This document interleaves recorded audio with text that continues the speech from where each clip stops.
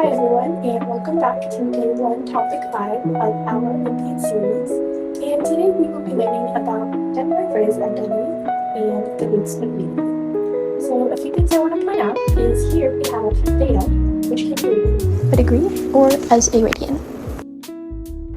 And for roots of unity, we have x to the power of n minus 1 is equal to this entire expansion of product of the roots. And if we're given in the form x to the n minus 1 plus x to the n minus 2, and so on, we can expand that in the same exact way, just without the x minus 1 factor. So the key to this equation here is that we're looking at a degree, and we want to split it into parts on a unit circle. So say we have our circle here, and say we have a degree of 3. That would mean we have one root here. Think of it kind of like a clock. One here, and one here. So we're splitting our circle into 3 parts. If we have a degree of 4, we're splitting our circle into 1, 2, 3, and 4, and so on. And notice how the first root is always at that horizontal angle. So let's now take a look at an AMC question from the 2017 test, question number 17. And let's see if we can use our 2 Greek formulas to try and simplify and collapse this. So the question asks us if there are 24 different complex numbers c, such that z to the 24th equals 1. For how many of these values is z to the 6th power a real number? So let's first write out z to the 24th in terms of z to the 6th. So we would have z to the 6th to the power of 4.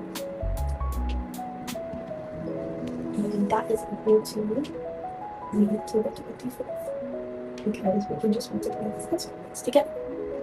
And we are also given that this whole thing is equal to 1. Therefore, z to the 6th to the 4th is equal to 1. Now, instead of having this massive, scary-looking exponent, we can define z to the 6th to equal the variable w.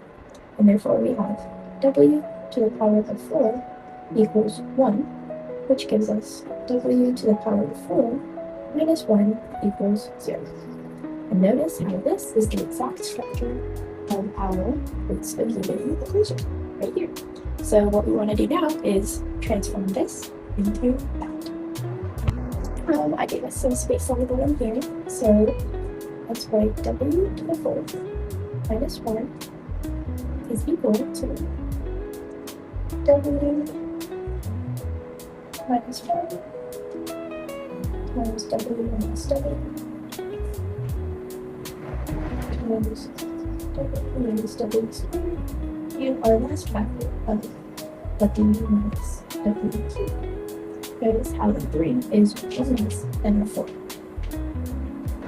Now, all that's left is to solve this for our roots with w. Notice how the exponent here is 4, telling us that we are dealing with a unit circle divided into 4 parts.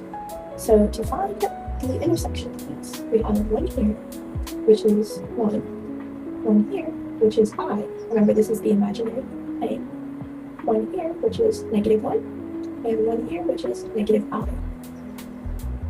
So we can conclude that our W is located at negative 1, 1, I, and negative 1. And that is our set.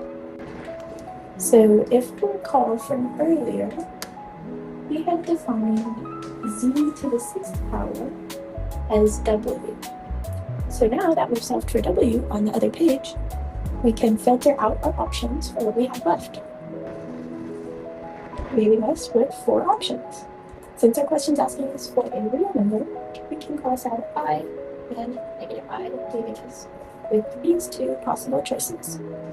Now, each of these 2 choices we can work as z to the 6th minus 1 equals 0, and z to the 6th plus 1 equals 0.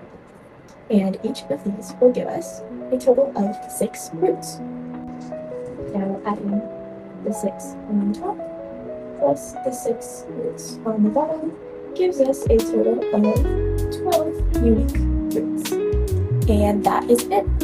We can confidently select choice D on the competition. And thank you so much for watching. I hope you found this helpful, and see you for topic 1.6. Happy problem solving!